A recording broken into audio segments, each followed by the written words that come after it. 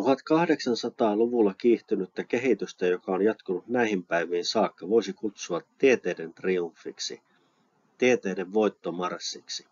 Suuri murros alkoi tapahtua jo aikaisemmin, mutta monelta osin voidaan sanoa, että modernien tieteiden kehittyminen on 1800-1900-lukujen tuotos. Vilkaistaanpa sitä, että miksi me voimme todellakin puhua tieteiden voittokulusta. Olen valinnut tähän toiselle dialle Charles Darwinin ja Marie Curien. Tähän olisi voinut laittaa koko joukon muitakin tieteentekijöitä, mutta tietyiltä osin tämä kaksikko on kuvaavia esimerkkejä siitä, että millä tavalla tiede mullisti maailmaa ja millä tavalla tiede kehittyi 1800- ja 1900-lukujen aikana. Marie Curie oli radiologian uranuurtaja, aivan uuden tieteenalan kehittäjä. Radioaktiivisuutta ei ilmiönä ennen 1800-lukua tunnettu ollenkaan, ja ymmärrys siitä oli aivan uudenlaisen maailman avaaja. Toisaalta Charles Darwin, hänen teoksensa Lajien synnystä, jossa hän osoitti, että lajit kehittyvät ja muuttuvat pitkällä aikavälillä uusiksi, sopeutuen erilaisiin olosuhteisiin sopivimpien lisääntyessä. Tämä mullisti käsitystä maailmasta, ei pelkästään sitä kautta, että ihmiskunta alkoi ymmärtää paremmin, että kuinka luonnonvalinta toimii ja mistä oikeastaan luonnossa oli kyse, mutta myöskin siinä, että Darwinin ajatukset muuttivat sitä, että millä tavalla ihminen näki paikkansa maailmassa. Tuota ennen kristitty näkemys ihminen on luomakunnan Herra, Jumalan luoma ja ei sukua millekään muulle olennolle, niin tämähän oli itsestään selvänä todeksi otettu. Mutta Darwin palautti ihmisen eläinten joukkoon. Kun me puhumme tieteen triumfista, niin tietysti meidän pitää pikaisesti määritellä myös se, että mistä on kyse, kun puhumme tieteestä. Historian näkökulmasta olisi anakronistista soveltaa tämän päivän kriteerejä menneisyyden tieteisiin. Jos se, että mitä tiede tänään on, määrittelisi tiedettä myös menneisyydessä, niin kovin olisi ohut ja lyhyt tieteiden historia. Esimerkiksi tähtitiede, jonka historia ulottuu sinne Mesopotamiaan, niin tähtitiedehän alkuvaiheessa sisälsi paljon sellaista, joka nykynäkökulmasta on täyttä huuhaata. Ja aina 1700-luvulle saakka tähtitieteen yksi käytännön sovellutuksista liittyy astrologiaan, horoskooppien laatimiseen ja muuhun sellaiseen, mitä tänä päivänä ei tieteenä pidetä lainkaan. Kuitenkin historian näkökulmasta mielekästä on ottaa sellainen näkökulma, että tieteessä on kyse tällaisesta ihmiskunnan kollektiivisista ja systemaattisista pyrkimyksistä löytää uutta tietoa ja ymmärtää ja selittää tätä maailmaa paremmin. Tällaisella näkemyksellä me voimme sitten laajentaa tieteiden historiaan aina sinne hämäriin ja todeta, että eri aikoina tiede on ollut erilaista ja muuttunut kehittyen kohti tätä päivää.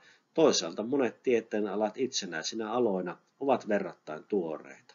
Vilkaistaanpa siis sitten tätä 1800-1900-lukujen murrosta eri tieteenalojen näkökulmasta. Ennen modernin arkeologian ja historiatieteen kehitystä historian kirjoitus oli lähinnä kronikoiden kirjoittamista, tapahtumien luetteloimista ja niin edelleen. Toki kreikkalaisessa maailmassa oli otettu jo yli 2000 vuotta sitten askelia siihen suuntaan, että historia pyrkii esittämään tapahtumat ikään kuin objektiivisesti tai ainakin eri näkökulmat huomioiden, mutta tieteellinen historian tutkimus alkaa kehittymään 1800-luvulla, jolloin aletaan kehittää historiallisen tutkimuksen metodeja. Toisaalta arkeologia on myöskin 1800-luvun tuotos monelta osin. Sitä ennen kyse oli lähinnä siitä, että pyrittiin etsimään erilaisia esineitä taidekokoelmiin ja sen sellaisiin, mutta varsinainen tiedonhankinta oli hyvin vaatimattomalla tasolla.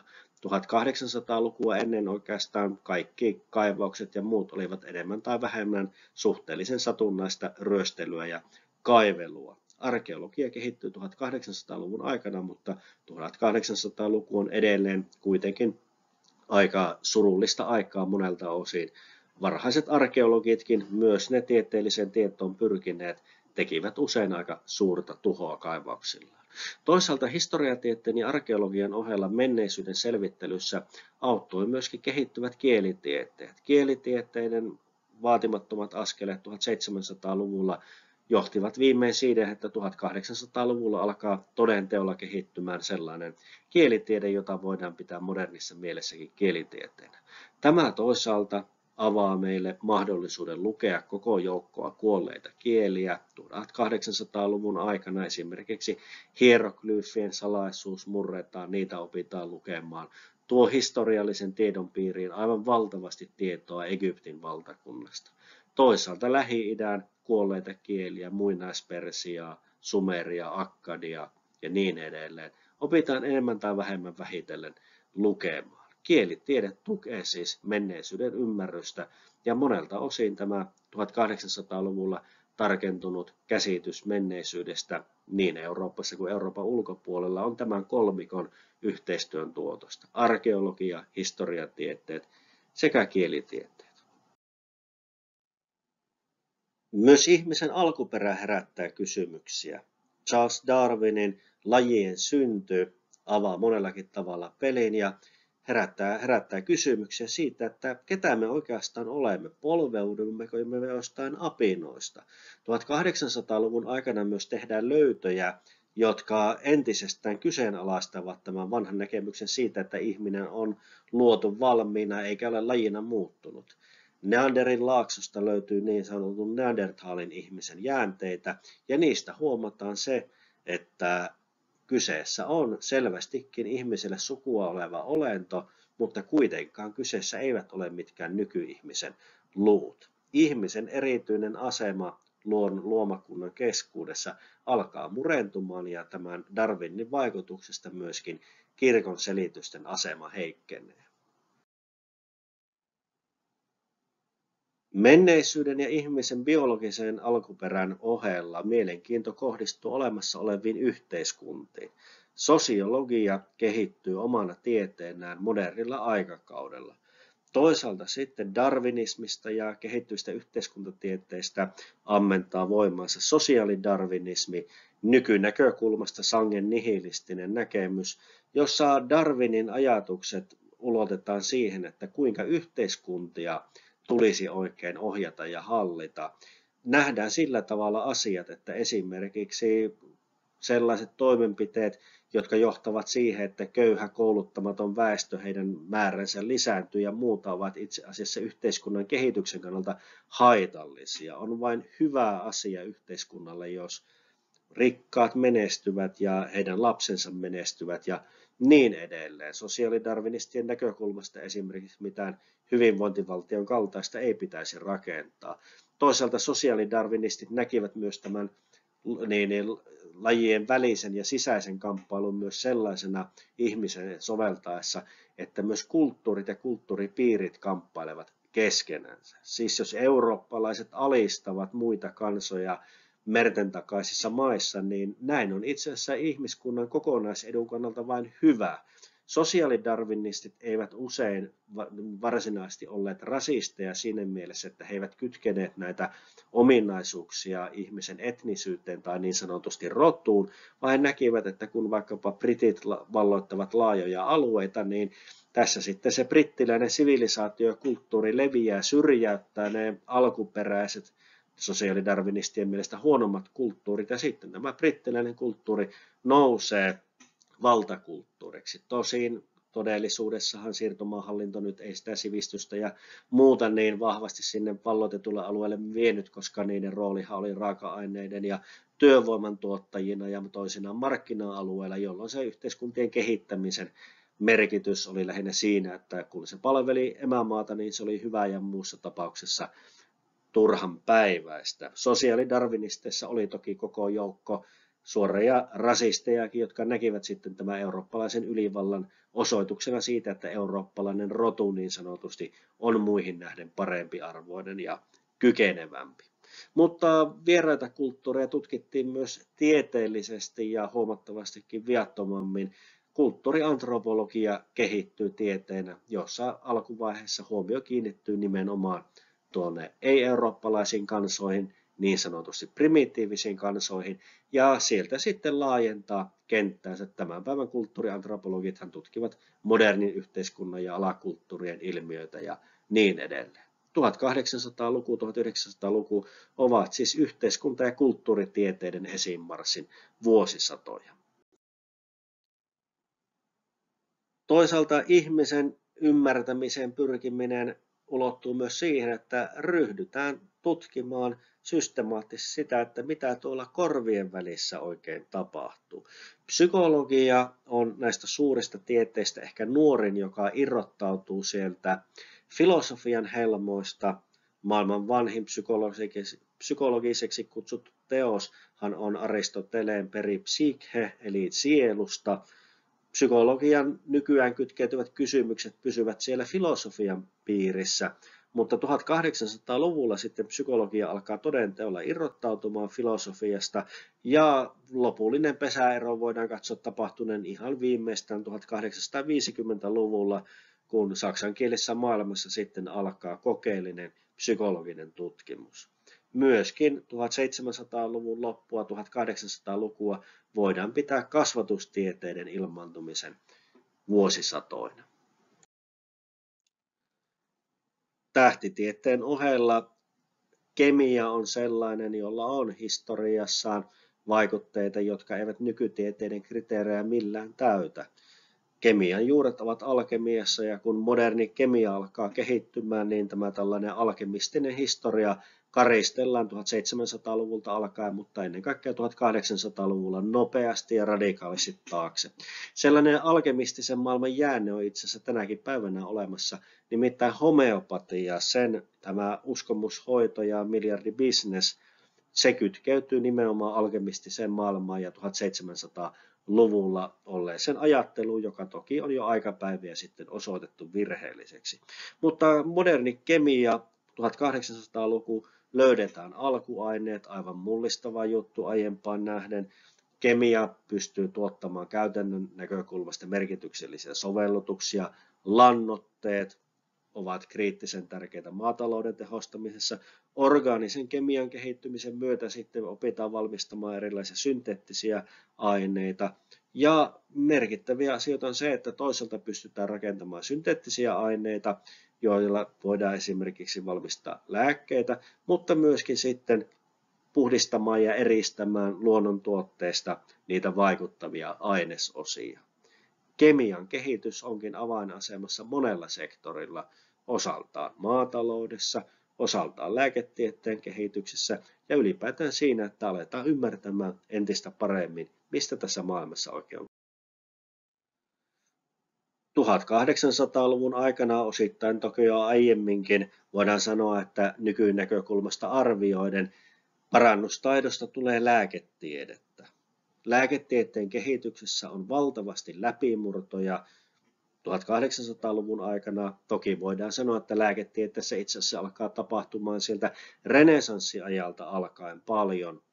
Renesanssiajalta alkaen esimerkiksi ruumiin avausten aloittamisen myötä aletaan ymmärtämään anatomiaa ja fysiologiaa ennennäkemättömällä tavalla, mutta kun loikataan sinne 1800-luvulle, niin siellähän niitä läpimurtoja on vaikka ja mitä.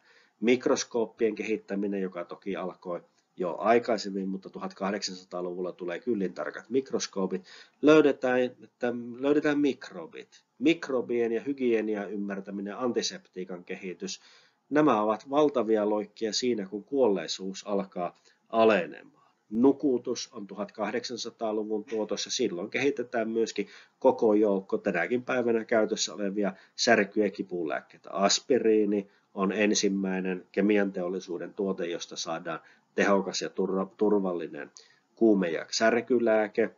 Oopiumista opitaan valmistamaan morfiinia, morfiinista aletaan valmistamaan heroinia.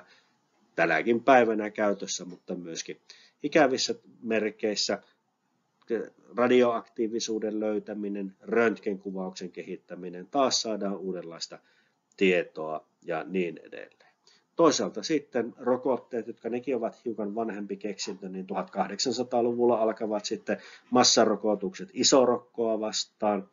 joka alentaa kuolleisuutta ja vähentää valtavasti vakavasti vammautuneiden määrää. Ja enenevässä määrin 1800-luvulla siis siirrytään aikakauteen, jossa todellakin niin lääketieteelliset toimenpiteet kuin sitten ne lääkkeet ovat vaikuttavia, toimivia ja enenevässä määrin turvallisia.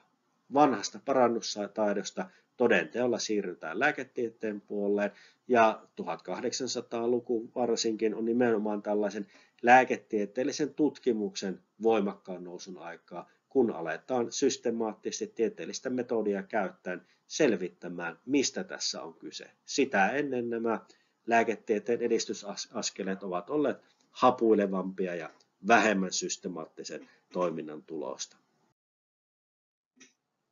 Fysiikan maailmassa suuri loikka otettiin jo uuden ajan alussa. Isaac Newtonin näkemykset klassisesta mekaniikasta ja mekaniikan ilmiöiden mallintamisesta matematiikalla olivat todella vallankumouksellisia. Mutta 1800-luvulle kun tullaan, niin siellä läpimurtoja on koko joukko. Tieteen harjoittajia voisi mainita pitkän listan, mutta skotlantilainen fyysikko James Maxwell, hän jonka yhtälöt ovat tuttuja jokaiselle, joka opiskelee fysiikkaa lukiossa, niin Maxwell raivasi tietä kvanttimekaniikalla ja Einsteinin suhteellisuusteorialle. Einsteinin läpimurrot teoreettisessa fysiikassa toisaalta muuttivat käsitystä maailmasta, mutta toivat osaltaan eteenpäin kehitystä, joka johti ydinteknologian kehittymiseen. Marie Curie, yksi varhaisesta radioaktiivisuuden tutkijoista ja merkittävä tutkija, uranuurtaja ja vaikuttaja.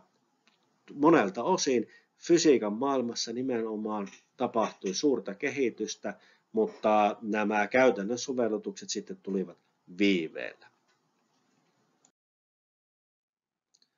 Yhteiskuntaa selittävistä tieteistä myös tämän aikakauden tuotos on taloustiede.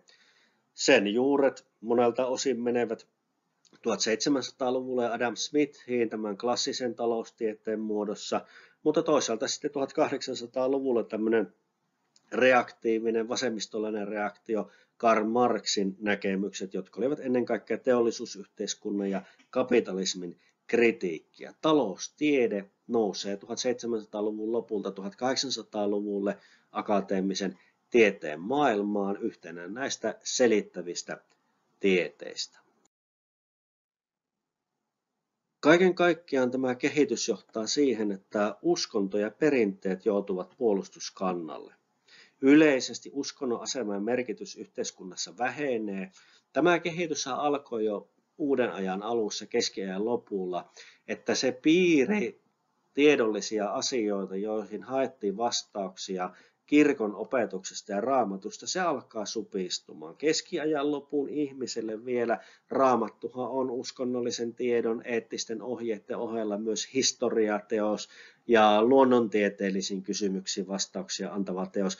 Mutta tämä piiri supistuu ajan kuluessa ja 1800-luvulla hyvin nopeasti aletaan lähestyä nykyisen kaltaista tilannetta. Katolisen kirkon on pakko antaa periksi ja 1822 viimein myöntää sen, että kyllä se Galileo Galilei oikeassa oli, heliosentrinen maailmankuva on totuudenmukainen. Toisaalta valistusajan ihanteet lyövät läpi laajemmissa kansanjoukoissa 1800-luvulla. Poliittisia oikeuksia vaaditaan, nämä poliittiset aatteet syntyvät. Tätä kaikkea ruokkii tämä ympäröivän maailman muutos. Tiedon välitys tehostuu, myös sähköisen viestintämenetelmät, lennätin vaikkapa 1800-luvun aikana vaikuttaa tiedon välitykseen. Toisaalta teollisen yhteiskunnan maailmassa myöskin kirjoja ja sanomalehtien hinnat suhteessa ihmisten tulotasoon suorastaan romahtavat. Koulutus- ja sivistystaso nousee ja alkaa ihanteiden muutos. Porvaristokaupunkiväestö näkee koulutuksen tärkeänä. Kehittyvän työväenluokan piirissä koulutustason nostaminen nähdään tärkeänä keinona parantaa työväestön asemaa. Naisasialiike vastaavasti ajaa naisten ja tyttöjen koulutusoikeuksia aivan samoista syistä. Ihanteet alkavat muuttumaan. Sivistyksestä tulee tärkeä keino. Ja myöskin yhteiskunnan ylemmillä tasoilla aletaan nähdä koulutustason nosto sellaisena keinona parantaa valtion ja kansakunnan asemaa. Sääty-yhteiskunta murenee. Keskeisessä roolissa ovat toki tietysti poliittiset liikkeet, niiden vaikutukset ja toiminta, mutta myöskin se, että tämä vanha sääty-yläluokka, sen suhteellinen asema niin poliittisesti kuin taloudellisesti heikkenee vähitellen.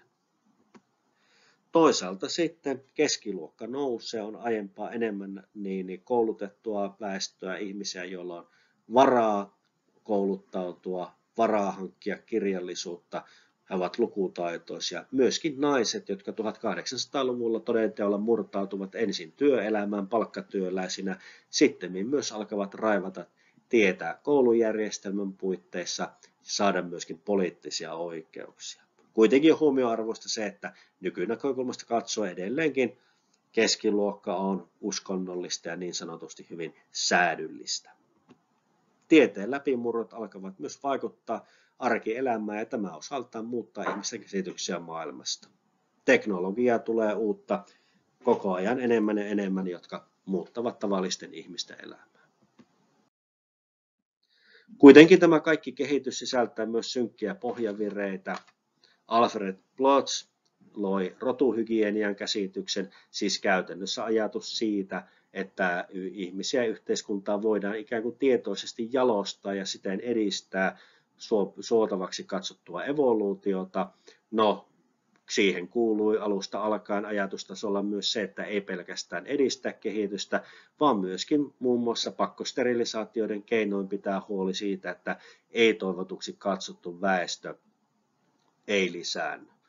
Myöskin sosiaalidarwinismi ja nämä rotuhygieniset ajatukset kytkeytyvät tällaisten rasististen teorioiden nousuun, johon vaikuttaa myös osaltaan vaikkapa kielitiede, jonka myötä ymmärretään indoeurooppalaisten kansojen keskinäinen sukulaisuus ja alkaa syntyä tällainen sitten virheelliseksi osoitettu myytti tällaista arjalaista valloittajakansasta, joka olisi ikään kuin rodullisesti muita parempi. Tiede siis tuo kyllä uutta tietoa ja kehittää yhteiskuntaa, mutta tieteillä myös perustellaan epäinhimillistä toimintaa, rasismia ja eurooppalaisten ylivaltaa. Siirtomaan valtajärjestelmää oikeutetaan niin rotuteorioilla kuin myöskin sosiaalidarwinistisilla näkemyksillä.